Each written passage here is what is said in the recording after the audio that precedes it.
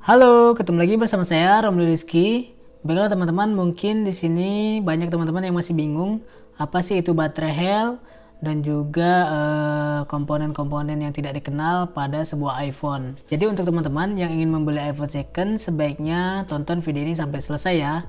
Nah, di sini kebetulan ada iPhone 11. Nah, untuk iPhone 11 ini terbilang cukup normal, tapi memang ada beberapa minus ya.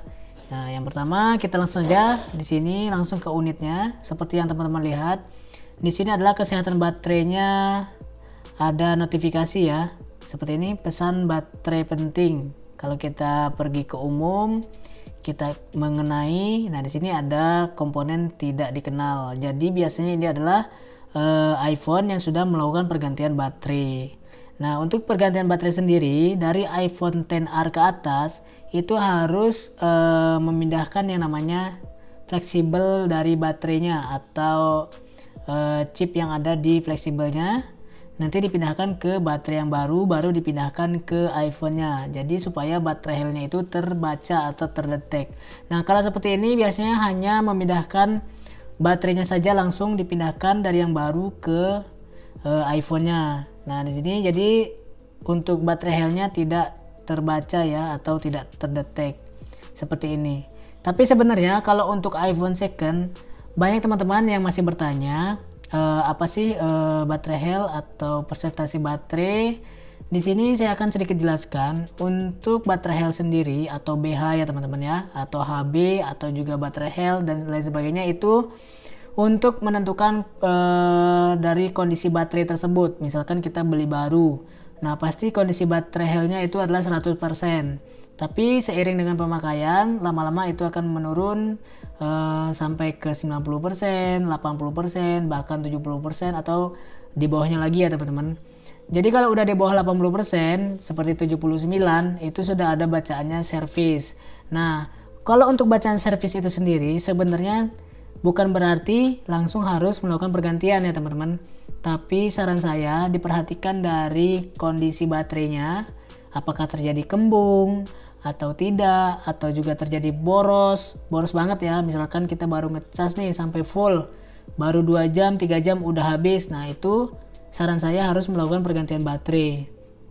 Tapi kalau jika dipakai masih normal, sebaiknya tidak perlu untuk melakukan pergantian baterai, walaupun itu baterai health-nya misalkan 70% atau 60% atau lain sebagainya.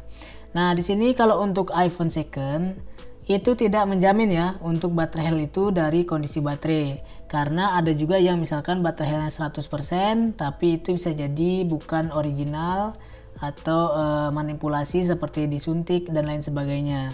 Jadi untuk teman-teman, walaupun strip seperti ini sebenarnya tidak ada masalah ya, tidak ada kendala, asalkan tidak ada masalah dalam pengisian daya dan juga untuk ketahanan baterainya. Misalkan kita pakai untuk bermain YouTube, untuk bersosial media, itu masih normal semua, itu wajar. Jadi untuk teman-teman yang ingin membeli iPhone second, pastikan untuk kondisi baterainya memang dalam kondisi yang cukup baik. Kecuali teman-teman mendapatkan harga yang lebih murah, itu mungkin ada uangnya untuk dialihkan ke pergantian baterai ya teman-teman. Jadi seperti ini ya teman-teman. Kalau teman-teman membeli iPhone second, tidak perlu terlalu diperhatikan kondisi baterainya. Tapi kalau memang dengan harga yang sedikit lebih murah, mungkin walaupun baterainya servis atau seperti ini, itu tidak masalah ya teman-teman ya, asalkan fungsi dari baterainya sendiri itu normal.